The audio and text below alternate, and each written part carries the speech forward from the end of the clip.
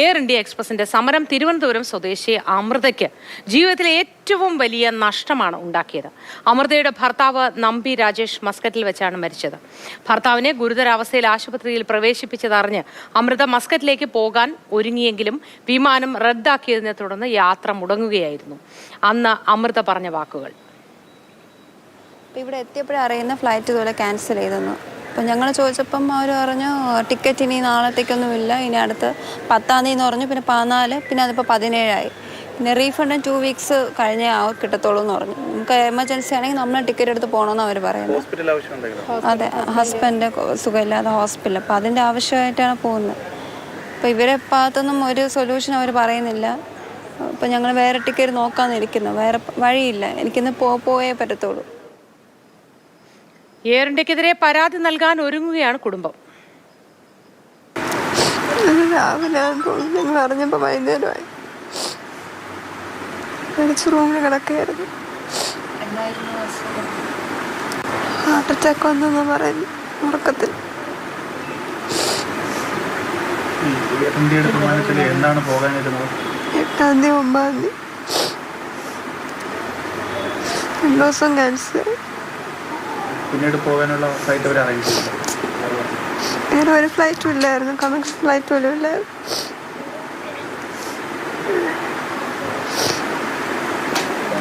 അതിനുശേഷം ഹസ്ബൻഡുമായി സംസാരിച്ചിരുന്നു. അപ്പോൾ ആരോഗ്യസ്ഥിതിയെ പറ്റി എന്താ പറഞ്ഞത്? കുഴപ്പമില്ലായിരുന്നു, നല്ല രീതിയിൽ സംസാരിച്ചു. എയർ ഇന്ത്യയുടെ മാനേജർ വന്ന് നമ്മുടെ അടുത്ത് പറഞ്ഞ് ഞങ്ങൾക്ക് എന്തെങ്കിലും ചെയ്യാൻ പറ്റും, ഒന്നും ചെയ്യാൻ പറ്റില്ല, ഇത് ക്യാൻസലായിപ്പോയി. അപ്പം ഞങ്ങൾ അവസ്ഥ ഞങ്ങൾ പറയാണ്. ഞങ്ങൾക്ക് സീരിയസ് ആയിട്ട് കിടക്കുന്ന ഒരാളെ കാണാൻ വേണ്ടി ഈ 2 കുഞ്ഞുങ്ങൾ, അവൻ്റെ ഒരു മരം കൊണ്ട് ഇവള് പഠിക്കുന്നതും വാടക വീട്ടിൽ ഞങ്ങൾ കിടക്കുന്നത്. ഈ 2 കുഞ്ഞുങ്ങളെ ഇനി അവളെ എങ്ങനെ വളർത്തും? അവർ ഒരു കാരണം കാണിച്ചിരുന്നെങ്കിൽ, ഞങ്ങൾക്ക് ഒന്നുമില്ലെങ്കിലും ചെന്ന് കണ്ടിരുന്നെങ്കിൽ, ആൾ ജീവനെങ്കിലും കൂടെ ഒറ്റപ്പെട്ടു പോയില്ല, കൂടെ ആളുണ്ടെന്നുള്ള തോന്നലെങ്കിൽ അവരുണ്ടായിപ്പോയെ. നമ്മുടെ അടുത്ത് കാണിച്ച ക്രൂരതയല്ലേ. നമ്മൾ 100 പ്രാവശ്യം തൊട്ട് ഏതെങ്കിലും ഒരു ഫ്ലൈറ്റ് ഞങ്ങളെ കയറ്റി കാലി വീഴുന്ന പോലെ നമ്മൾ സംസാരിച്ചത്. എന്നിട്ട് ആരും മൈൻഡ് ചെയ്തില്ല. ഇത്രയും സീരിയസ് ആയിട്ടാണ് ഞങ്ങൾ പറഞ്ഞത്. ചെന്ന് നോക്കിയാൽ ഒരു പക്ഷേ മോളെ കണ്ടിരുന്നെങ്കിൽ ഇപ്പം ഇങ്ങനെ ദുരന്തം വരത്തില്ലായിരുന്നു. ഈ കുഞ്ഞുങ്ങൾ എയർ ഇന്ത്യക്കാരുടെ സമാധാനം പറഞ്ഞേ പറ്റൂ. അവരുടെ ഒറ്റ പ്രശ്നം കാരണമാണ് എൻ്റെ മോക്കൊരു ജീവിതം പോയി കിട്ടിയത്. ഞങ്ങൾ ആരടുത്ത് പറയാം?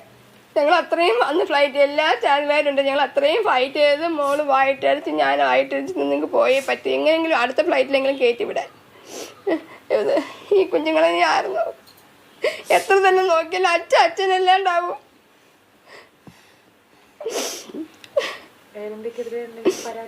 പരാതിയുണ്ട്, പരാതി കൊടുക്കും ഞങ്ങൾ.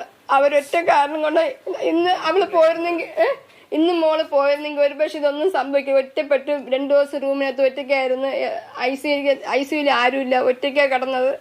ഈ കാണുമ്പോൾ ആരെങ്കിലും കാണുമ്പോൾ സംസാരിക്കുമ്പോഴും നമ്മൾ അറിയുന്ന വിശേഷങ്ങളൊക്കെ അറിയുന്നത്. വിവരങ്ങളുമായി ജിബിൻ JB ചേർന്നു. Jibin, good morning. എന്തു പറയണമെന്നറിയാതെ വാക്കുകൾ നഷ്ടപ്പെട്ടു പോകുന്ന അവസ്ഥയിലാണ് നമ്മളെല്ലാം ഉള്ളതല്ലേ ജിബിൻ? ഇതിനൊക്കെ എന്താണ് നമ്മൾ പറയുക? ഈ സമരം നടക്കുക, പെട്ടെന്നൊരു സമരം ഉണ്ടാവുക, അവർക്ക് എന്ത് പ്രതിസന്ധി ഉണ്ടെങ്കിൽ പോലും വിവിധ ആവശ്യങ്ങൾക്കായി യാത്ര ചെയ്യേണ്ട മനുഷ്യരുടെയൊക്കെ യാത്ര മുടങ്ങിപ്പോവുക, ഇതിപ്പോൾ ജീവിതത്തിൽ തന്നെ ഒരു കാലത്തും മറക്കാനാവാത്ത ഒരു അവസ്ഥയിലൂടെ കടന്നു പോകുന്ന ഒരു കുടുംബം.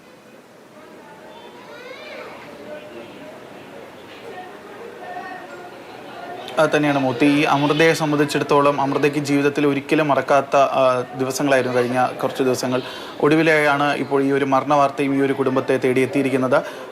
ഈ മാസം 8-ാം തീയതിയാണ് അമൃതയുടെ ഹസ്ബൻഡിന് മസ്കറ്റിൽ വെച്ച് ഹൃദയാഘാതം ഉണ്ടാവുകയും അതിനുശേഷം ആൻജിയോപ്ലാസ്റ്റി ചെയ്ത് അവിടെ തന്നെ ചികിത്സയിൽ തുടരുകയും ചെയ്തത്.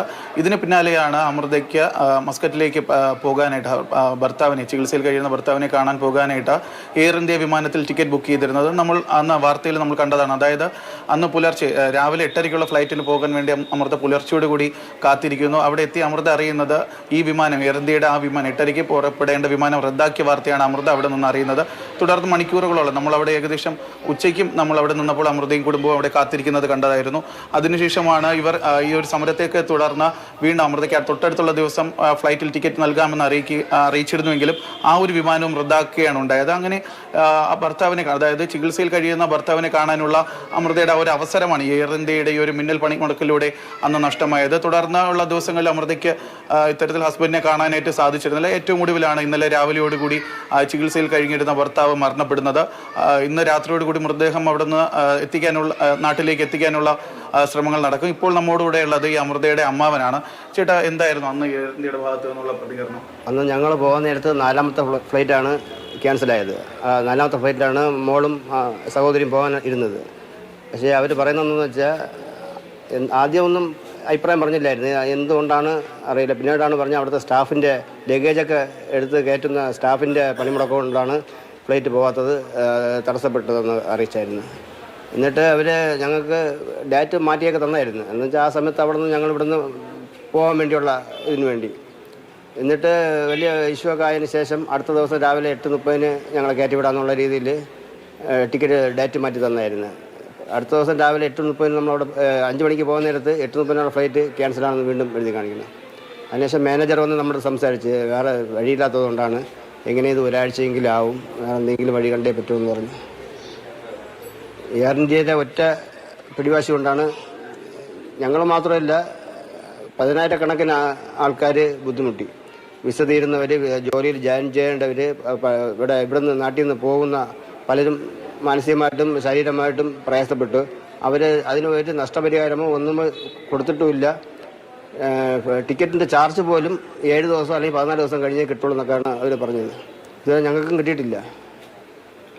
മോത്തി, അതായത് അമൃതയുടെ ബന്ധുക്കൾ സൂചിപ്പിക്കുന്നത് പോലെ തന്നെയാണ്. കാരണം അമൃത മാത്രമല്ല, അമൃതയ്ക്ക് ഇപ്പോൾ അവസാന നിമിഷം ഭർത്താവിനെ കാണാതായ ഒരു സംഭവം ഉണ്ടെങ്കിൽ പോലും അത് മാത്രമല്ല, ഇത്തരത്തിൽ എയർ ഇന്ത്യയുടെ ഈ ഒരു വിമാനം റദ്ദാക്കൽ കാരണം ജീവിതം നഷ്ടപ്പെട്ട ഒട്ടനവധി ആളുകളാണുള്ളത്.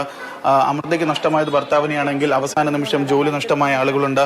അത്തരത്തിൽ വിവിധ ആവശ്യങ്ങൾക്കായി പോകേണ്ടിയിരുന്നവരൊക്കെ തന്നെ ഈ ഒരു വിമാന റദ്ദാക്കലിലൂടെ അവരുടെ അവസരങ്ങളൊക്കെ തന്നെ നഷ്ടമായിട്ടുണ്ട്. അമ്മ, എയർ ഇന്ത്യയുടെ ഭാഗത്ത് ഇപ്പോൾ എയർ ഇന്ത്യക്ക് എതിരെ കംപ്ലൈന്റുമായിട്ട് മുന്നോട്ട് പോകാനാണ് കുടുംബത്തിന്റെ നീക്കം. കംപ്ലൈന്റ് കൊടുക്കും. അവരൊറ്റ കാരണം, അവർ വിചാരിച്ചിരുന്നെങ്കിൽ ഒന്നുമില്ലെങ്കിൽ അവൻ ജീവിച്ചെങ്കിലും പോയാലും ഒന്നുമില്ലെങ്കിൽ മോളെങ്കിലും കയറ്റി വിടാമായിരുന്നു. അത്രയ്ക്കും കാല് പിടിക്കുന്ന പോലെ ഞങ്ങൾ രണ്ടുപേരും അവിടെ കിടന്ന് അവരടുത്ത് സംസാരിച്ച് എങ്ങനെയെങ്കിലും എൻ്റെ അത്രയും സീരിയസ് ആയിട്ട് കിടക്കുന്ന ഒരാളെ ഒന്ന് കാണാൻ വേണ്ടിയിട്ട് മാത്രമാണ്. നമ്മൾ പറഞ്ഞു ഞങ്ങൾക്ക് ലഗേജും വേണ്ട, മോളെ മാത്രം ഒന്ന് കയറ്റി വിട്ടാൽ മതി. അവർക്ക് ശരി ജിബിൻ, നമ്മൾ ഇത്തരം വാർത്തകളിലൂടെ കടന്നു പോകുമ്പോൾ എന്താണ് പറയേണ്ടതെന്ന് വാക്കുകൾ പോലും കിട്ടുന്നില്ല. സമാധാനിപ്പിക്കാൻ വാക്കുകളില്ല. എന്തു പറഞ്ഞ് ആശ്വസിപ്പിക്കും? 2 കുഞ്ഞു മക്കളാണ്. അവസാനമായി ഒന്ന് കാണാനെങ്കിലും കഴിഞ്ഞിരുന്നെങ്കിൽ, അസുഖബാധിതനായിരുന്ന സമയത്ത് പ്രിയപ്പെട്ടവരടുത്തുണ്ടായിരുന്നു എങ്കിൽ, ആ ഒരു സമരം വരുത്തിവെച്ചത് ഈ ഒരു സംഭവം മാത്രമായിരിക്കില്ല. ഇനിയും ഒരുപാട് പേരുടെ ജീവിതത്തിൽ എന്തെങ്കിലുമൊക്കെ നിർണായകമായ അവസ്ഥകളിലൂടെ കടന്നു പോകേണ്ടി വന്നിട്ടുണ്ടാവാം ആ ഒരു സമരം കാരണം.